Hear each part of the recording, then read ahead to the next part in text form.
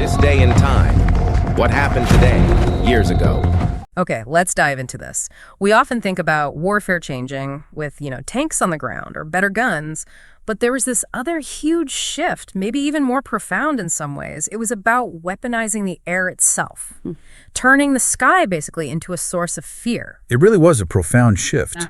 How suddenly civilian life, that feeling of safety in your own city, became an actual target. And the sources we're looking at, they really map out how this wasn't just one thing. The type of terror, it evolved right alongside the technology. Exactly. So this deep dive, we're going to trace that evolution. It's, over half a century, from those early World War I bombers trying to, break people's spirit, through to unmanned weapons, and then, eventually threats that could end everything. The link through it all is this chilling idea of fear coming from above. And our source material lays it out chronologically, which is really helpful. It gives us a clear path to see how the idea of aerial terror, how it was delivered, and its psychological punch changed over time. It's a powerful way to see that link, that escalating relationship between technology and, anxiety. Okay, so to really get where this started taking hold, we need to go back to World War I. Specifically, June 13th, 1917, London. The sky there was about to become something pretty terrifying. Right. That was the day the German Gotha GIV bombers, these heavier bombers, really made their presence felt over London. It wasn't like their earlier Zeppelin raids, which were starry but maybe less focused. These Gothas were different. And the target they hit that day, it showed a really disturbing new kind of intention. Yeah, the source pulls out one specific detail from that raid that's just... it's hard to even talk about. It is. It describes one bomb hitting the Poplar Primary School. It went straight through 3 floors, exploded in a kindergarten class, killed 18 children. They were between 4 and 6 years old. Wow. Yeah, when you hear that, it's immediately obvious this wasn't about, hitting a munitions factory or railway lines. No, not primarily.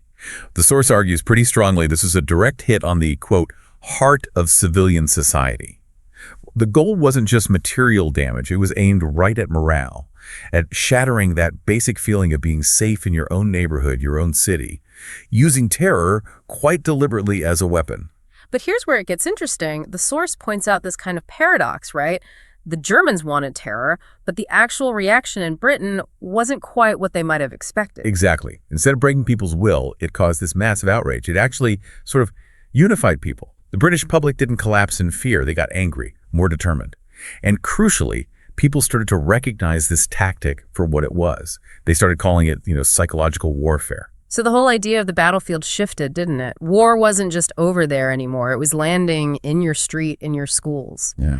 And that idea that war could reach right into civilian life from the air, it just kept developing. Fast forward, nearly 30 years, World War II, and the terror from the sky takes on this even more chilling quality. It becomes impersonal, machine-like. Right. This is when we get the V1. People called it the buzz bomb or the doodle bug. Right. What made this weapon so uniquely terrifying? No, first off, it was unmanned. No pilot, just a machine.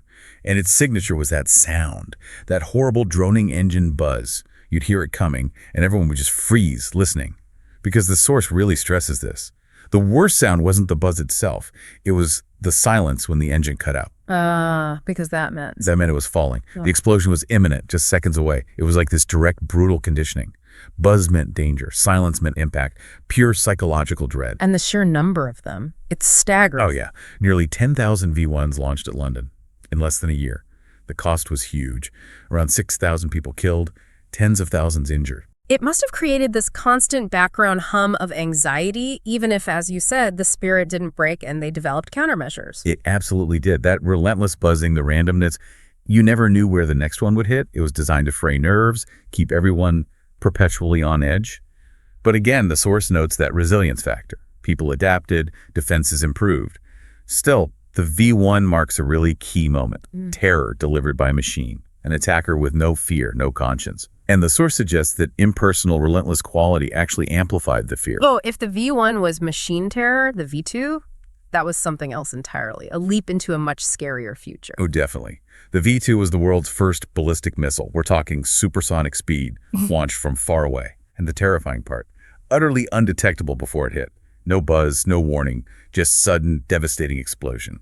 developed by Wernher von Braun and his team, of course. This wasn't just a faster V1. No, the source makes it clear this weapon wasn't just about ending World War II. It basically kicked off the next era of potential global conflict. Absolutely. It was the dawn of the long-range missile age. Intercontinental missiles were the logical next step. And what the source gets into next is, well, it's complex and fascinating.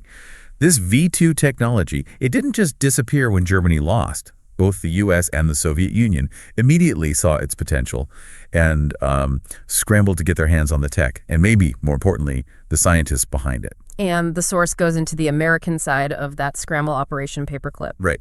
A really controversial program. The U.S. government brought hundreds of German rocket scientists, von Braun being the most famous, over to the States, gave them labs, resources, considerable authority, letting them continue their missile work. And the source notes, this happened despite, their clear involvement with the Nazi regime. The strategic advantage was prioritized. And von Braun's career in America really took off from there. It certainly did. He was central to developing early U.S. missiles, like the Redstone and Jupiter, basically the stepping stones to America's first ICBMs. And then, famously, he became a key figure at NASA, leading the team that launched Explorer 1, the first U.S. satellite. It's a stark example of how the drive for technological superiority can sometimes overshadow ethical questions. Which brings us right back to that really difficult question the source kind of hangs in the air. Can you really build lasting peace on technology that was born from terror? It's a question that looms over that whole post-war period, especially as we get into the 1950s. Yeah. Because now, the fear that was once concentrated on cities like London, it suddenly explodes outwards. It goes global. This is the age of ICBMs, intercontinental ballistic missiles. Exactly. Weapons that could carry nuclear warheads across the planet. Yeah. Hit any city, anywhere, in maybe 30 minutes. And the critical shift the source highlights here is there was no defense, none. No way to shoot them down reliably, no way to hide, nowhere was safe. And this terrifying new reality gave birth to that defining strategy of the Cold War. Mutually assured destruction. MAD. It's a grim name for a grim reality. The basic idea was, if one side launched a nuclear attack, the other side would still be able to launch its own devastating counterattack, resulting in the complete annihilation of both sides and maybe the world. So peace, such as it was kept purely by the guaranteed threat of total destruction if anyone started anything. A balance of terror, and the source talks about the psychological weight of living under that constant threat. Yeah, that's a really crucial point it makes. This wasn't like the Blitz with bombs falling nightly. It was this abstract, ever-present danger, knowing that millions of lives, including potentially your own, could be extinguished in minutes because of a decision made thousands of miles away.